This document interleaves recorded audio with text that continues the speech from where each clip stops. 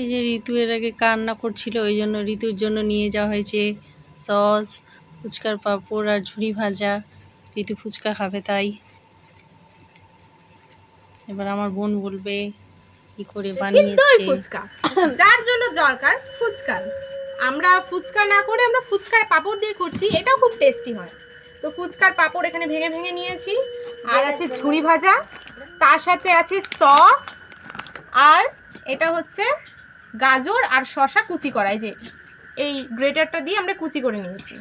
আর তার সাথে আছে মিষ্টি দই, যেটা আমরা কি করেছি, একটু দই নিয়েছি, দই নেবার পর তার সাথে একটু জল মিক্স করে দিয়েছি, কারণ জল মিক্স না করলে কি হবে, এত ঘন দইটা যখন এর ভেতরে দেবো তো খুব প্রবলেম হবে, এই জন্য এটা। আর আমাদের কাছে নেই তেঁতুল, তাই জন্য একটু লেবুর রস দিয়ে দেবো, যাতে একটু খট্টা মিঠা স্বাদটা আসে। আচ্ছা আচ্ছা, ঠিক আছে, তার জন্য।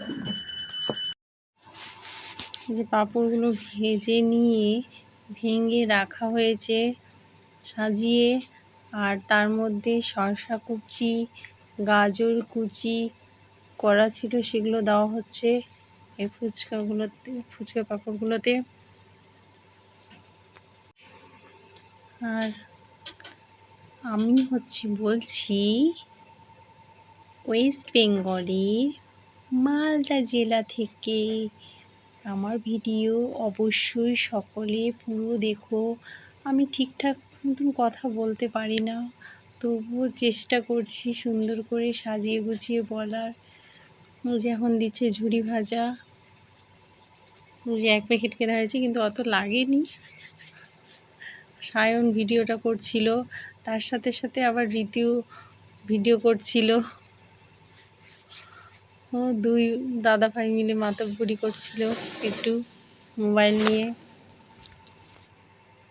ওই যে সায়ন ক্যামেরা করছে একদম কাছে নিয়ে গিয়ে ঝুড়ি ভাজা দিচ্ছে। আমার বোন সাজাচ্ছিল ফুচকাগুলো। আর জামাই ষষ্ঠীতে আম, জাম, কাঁঠাল, মিষ্টি, দই খেয়ে এত পেট ভরে গেছে যে ফুচকা সেদিন বেশি খেতে পারিনি, তবু মোটামুটি ভালোই খেয়েছি। এই যে এবার দই দিচ্ছে সবগুলোতে। ঋতু তো খুব খুশি হয়েছিল। তবে ঋতু এরকম ঝুড়ি ভাজা টাজা দিয়ে যে এমনি খেতে, শুধু সস দিয়ে আর হচ্ছে ফুচকার পাঁপড় দিয়ে বেশি খেয়েছিল। ওই আবার এরকম সাজিয়ে গুছিয়ে বেশি খেতে পছন্দ করে না, ওই এমনি সিম্পল খেতেই ভালোবাসে। এই যে লেবুও দেওয়া হচ্ছে একটু, লেবু। আর যদি ওই যে আচারগুলো থাকে প্যাকেটের 1 টাকা দামের তেঁতুলের আচার, ওগুলো দিলে তো আরোই স্বাদ হয়। সেদিন ছিল না বলে তাই শুধু লেবুই দেওয়া হয়েছিল। এর আগে করেছিলাম যখন, তখন তেঁতুলের আচার দিয়েছিলাম। এই যে ঋতু খাচ্ছে এখানে। এবার খুশি তো ঋতু? ঋতু বলছে খুব ভালো হয়েছে। আমিও তুলে নিয়ে খেতে শুরু করলাম। একদম দারুণ দারুণ ফুচকা বলে কথা। কিন্তু ফুচকা বেশি বাইরে খাই না।